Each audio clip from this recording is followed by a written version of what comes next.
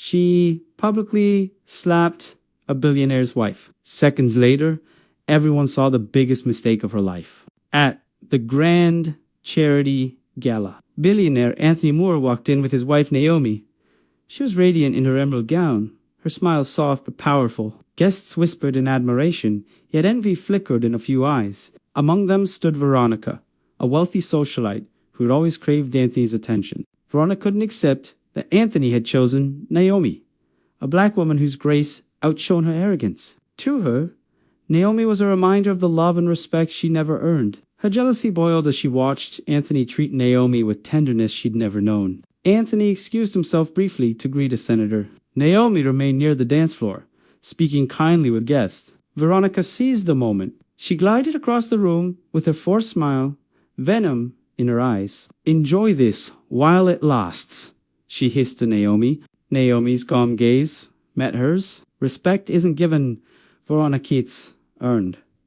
Those words pierced deeper than any blade. Veronica's pride shattered. In a moment of uncontrollable rage, she slapped Naomi across the face. The sound echoed across the hall. The ballroom froze. Gasps filled the air, cameras flashed, and whispers surged like wildfire. Naomi's cheek burned, but she didn't flinch. She stood tall, her dignity unshaken, while Veronica's arrogance cracked as eyes turned against her. Anthony rushed back, fury blazing in his eyes when he saw the red mark on Naomi's face. "What did you just do?" His voice thundered across the hall. Veronica stammered. "She provoked me," but murmurs of witnesses contradicted her, and phones were already recording. Naomi gently touched Anthony's arm. "Don't make a scene," she whispered. But it was too late. News outlets picked up the videos. Headlines: "Screaming socialite slaps billionaire's wife at gala." Within minutes, the scandal exploded online. Veronica's face drained of color. She tried to argue, but guests stepped forward. "We saw everything," one woman declared. Naomi did nothing wrong. Every eye condemned Veronica, the walls of her privilege collapsing. Anthony spoke coldly, his voice sharp as glass. "You'll regret this," he demanded security escort Veronica out. She shrieked, begging for Anthony to listen, but cameras captured her disgraceful exit. Naomi remained steady, embodying strength that silenced the room. By morning, Veronica's empire was in ruins. Brands cut ties, invitations vanished, and sponsors dropped her instantly. Naomi's calm dignity won the public's heart, while Veronica begged online for forgiveness that would never come. Her slap had destroyed her own world. While Veronica's downfall dominated headlines, Naomi stayed silent. She refused interviews, letting her grace speak louder than words. Anthony, however, stood firm beside her. "The world should know the truth," he told her, but Naomi only smiled. The truth always shows itself. Meanwhile, Veronica's phone buzzed endlessly with angry messages. Former friends abandoned her. Reporters swarmed her mansion, shouting questions she couldn't answer. The more she tried to justify herself, the deeper she sank into public hatred. Anthony's PR team released a statement. "Naomi Moore has always embodied dignity and resilience. We stand against violence and discrimination." The word spread worldwide, making Naomi a symbol of strength. Naomi's inbox filled with messages from women who admired her calmness. "You taught us how to respond to hate with grace," one wrote.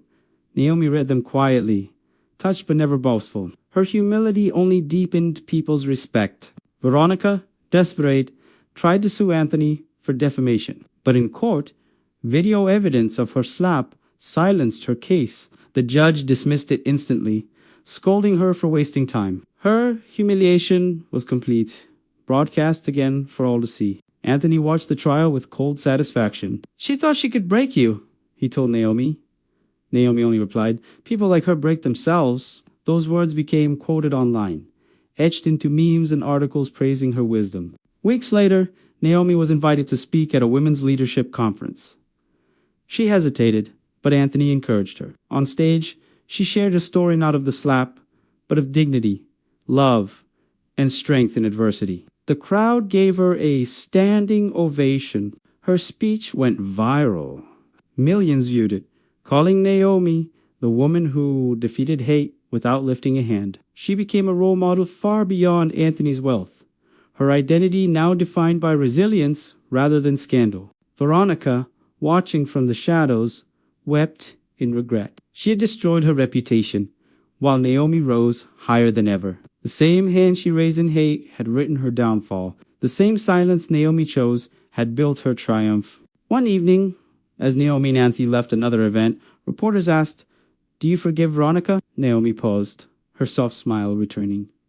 "I already did. She punished herself far worse than I ever could." The world applauded, her dignity eternal. Naomi's words about forgiveness spread like wildfire. They were replayed on TV, quoted in magazines, and even taught in leadership workshops. What had started as a moment of humiliation became a global lesson in grace and strength. Anthony, proud beyond words, often told people, "My wife doesn't need to raise her voice to win. She wins by being who she is." His devotion to Naomi only deepened their bond, admired as much as their wealth. Meanwhile, Veronica's life spiraled. She lost her penthouse after creditors came knocking. The same people who once praised her beauty and influence now turned away. In luxury stores she once ruled, clerks ignored her.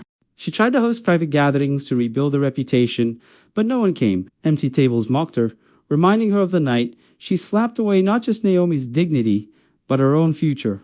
Naomi, however, kept thriving. She launched a foundation supporting young women facing discrimination, offering scholarships and mentorship. She turned her pain into purpose, helping others rise stronger. At the foundation's launch, Naomi addressed a packed hall. Strength is not in how hard we strike back, but in how we choose to stand tall.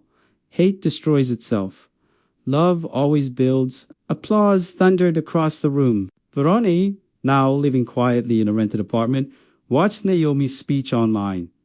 Tears streamed down her face. For the first time, she understood what true power looked like, and it wasn't in wealth or fame. Months later, she wrote Naomi a heartfelt letter of apology. She didn't expect a reply, but she needed to admit her jealousy and rage had consumed her. Writing those words was the first act of honesty in her life. Naomi received the letter. She read it, closed her eyes, and smiled softly. She never replied, but she wished Veronica peace in her heart. Sometimes silence is the kindest answer. And so the story ended.